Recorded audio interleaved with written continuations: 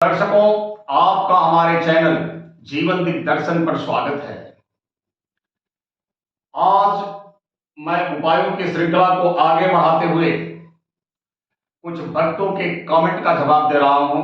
कुछ भक्तों ने हमसे पूछा कि गुरुजी, दीपावली पर कनकधारा यंत्र की स्थापना कैसे होती है और बिना ब्राह्मण के हम कैसे स्थापित करें और कैसे उस कनकधारा यंत्र का लाभ उठा सकें। दर्शकों, ये सब विधि बताने से पहले आपसे आग्रह है कि आप हमारे चैनल पर नए हैं तो आप हमारे चैनल को सब्सक्राइब करें, बेल आइकन दबाना नहीं भूलें, ताकि जैसे ही मैं कोई जानकारी अपलोड करूं आप तक जानकारी पहुंचे और उससे अवगत होकर आप अपने जीवन को समृद्ध बना सकें। दर्शकों, अगर आप हमारे चैनल पर डाली गई जानकारियां आपको अच्छी लगती है तो लाइक करें, शेयर करें, ताकि अधिक से अधिक लोग इससे लाभान्वित हो जाएं। आइए दर्शकों, कनकधारा यंत्र की स्थापना कैसे करें। सर्वप्रथम इसे किसी शुभ मुहूर्त में धन त्रयोदशी के दिन खरीदकर अपने घर लाएं। यंत्र थोड़ा अच्छे आकार में होना चाहिए ताकि अगर दीवार पर उसे टांग दिया जाए तो देखने में दूर से ही अच्छा लगे, भड़कदार लगे, और उस यंत्र के हिसाब से उसका फ्रेम भी लाएं। कहने का मतलब ग्लास फ्रेम जो जिसमें ओ से पैक कर दीवार में टांगा जा सके। अब दर्शकों, इस यंत्र की व्यवस्था आपने कर ली। अब आइए इसकी स्थापना की विधि बताता हूं। दर्शकों, यह दीपावली पर्व मां लक्ष्मी को प्रसन्न करने का पर्व है, रूठी लक्ष्मी को अपने घर बुलाने का पर्व है और मां लक्ष्मी को अस्थायी रूप से अपने आवास में स्थान देने का पर्व है। उन्हीं प्रयासों में एक प्रयास कनकधारा यंत्र है। कनकधारा यंत्र लक्ष्मी जी का अत्यंत प्रिय यंत्र है। इसकी स्थापना की विधि ठीक से समझें।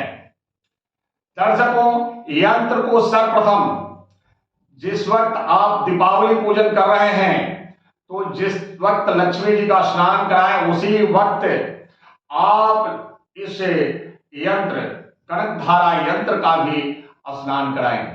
पहले दूध से, फिर आप घी से, फिर शहद से, फिर आप चीनी से या गुड़ से और फिर अंत में दही से रगड़ रगड़ कर स्नान कराएं, बढ़िया से साफ सुथरा।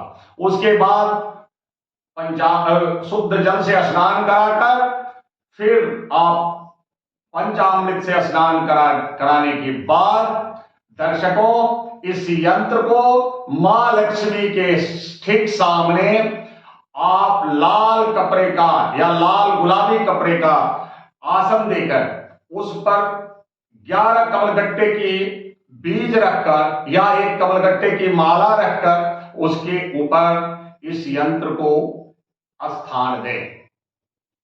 उसके बाद आप इस यंत्र का पंचोपचार पूजन करें या संभव हो तो दशोपचार करें या षोडशोपचार पूजन कर सकें तो षोडशोपचार पूजन करें।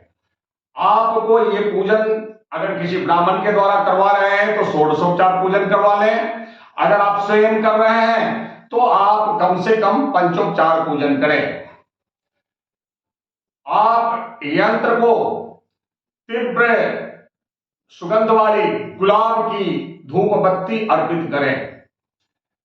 इस यंत्र को आप जो दीपक अर्पित करें उस दीपक में एक जोड़ा लौंग, थोड़ी सी हल्दी और थोड़ा सा कुमकुम डालकर शुद्ध सरसों के तेल का एक दीपक और शुद्ध देशी घी का दूसरा दीपक, 2 दीपक प्रज्वलित करें। दोनों दीपक में जो सामग्री मैंने बोला सिर्फ घी और तेल अंतर आएगा, बाकी सारी सामग्री उसमें डालना है।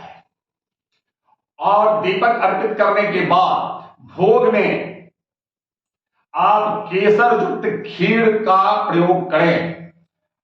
वो चाहे आप साबूदाने की खीर बनाएं या फिर चावल की खीर बनाएं, लेकिन केसर युक्त होना चाहिए। अब आइए दर्शकों, उपाय का जो मुख्य भाग है वो ये है कि पाले से आप कम से कम 21 और संभव हो तो 108 आंवले का व्यवस्था करके रखें। कार्तिक मास में आंवला आसानी से मिल जाता है और कार्तिक अमावस्या को ही दीपावली पड़ती है, इसलिए आप 108 आंवले का व्यवस्था करें और एक एक आंवला इस मंत्र को पढ़ते हुए ओम ह्रीं श्रीं कनकधारायै श्रीं ह्रीं नमः, ओम ह्रीं श्रीं कनकधारायै श्रीं ह्रीं नमः। इस मंत्र का एक पाठ करने के बाद एक आंवला श्री कनकधारा यंत्र को आप अर्पित करें। इस तरह से आप 21 आंवला लाए हैं तो 21 बार और 108 आंवला लाए तो 108 मंत्रों के साथ आप 108 बार इस यंत्र के समक्ष आप 108 आंवला अर्पित करते हैं। दर्शकों, उसके बाद आपको मैं बता दूं कि वहीं लाल आसन बिछाकर जिस पर आप बैठकर ये सब पूजन कर रहे हैं, जब आपका दीपावली पूजन संपन्न हो जाए तो दीपावली पूजन संपन्न होने के बाद आप हटे नहीं, वहीं बैठकर आप सर्वप्रथम 11 बार श्री कनकधारा स्तोत्रम का पाठ करें। कनकधारा स्तोत्र का 11 बार पाठ कर सकें तो बहुत अच्छा, आप उस पाठ को करें।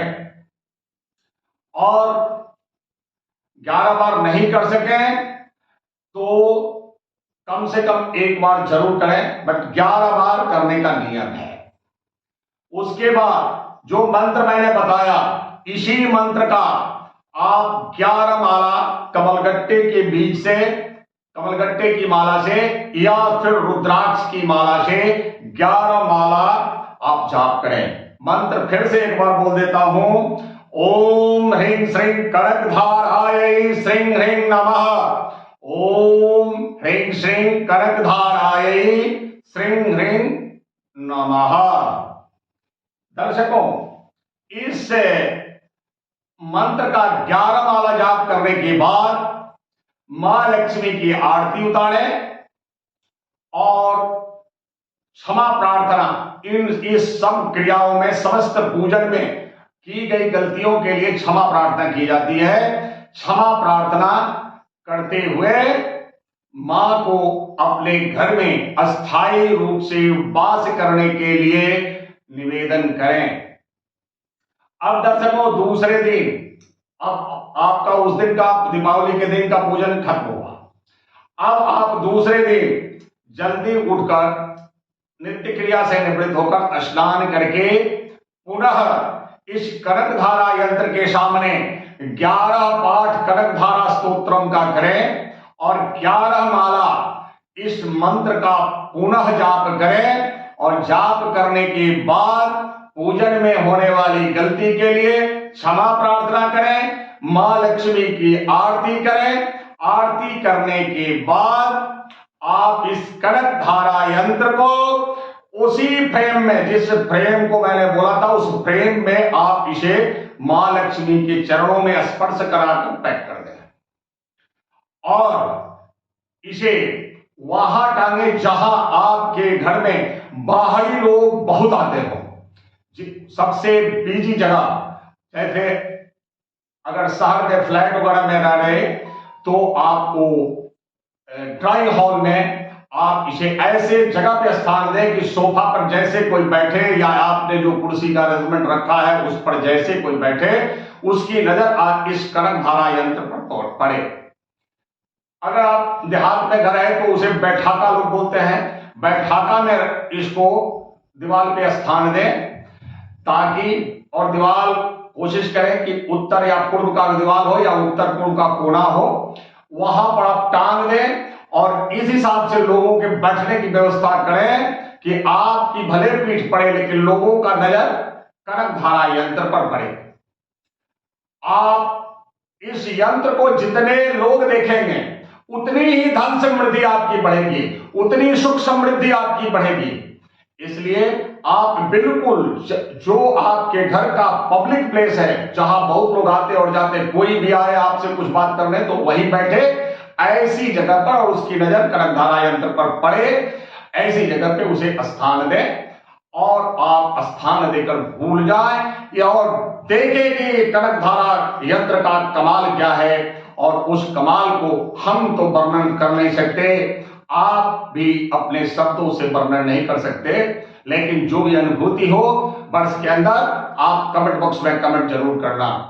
और वो जो आंवला आपने चढ़ाया है उसमें से 5 आंवला लाल रेशमी वस्त्र में बांधकर आप अपनी तिजोरी में रख दें और बाकी आंवला आप प्रसाद के रूप में उपयोग कर लें। चाहे उसके मुरब्बे बना लें, चाहे आप उसकी चटनी बना लें, या जो भी आपको करना है कर लें। बस उस आंवले में एक ही चीज का ध्यान रखना, लहसुन प्याज इत्यादि से स्पर्श ना हो। जो भी करना शुद्ध आंवला का प्रयोग करना। आप दर्शकों इस उपाय को करके देखें। मेरा दावा है कि वर्ष भर नहीं, जीवन भर आपके घर में सुख समृद्धि का बारिश होता रहेगा, सुख समृद्धि बढ़ती जाएगी, दिन दूना रात चौगुना आप की समृद्धि में वृद्धि होगी। दर्शकों आप करके तो देखें।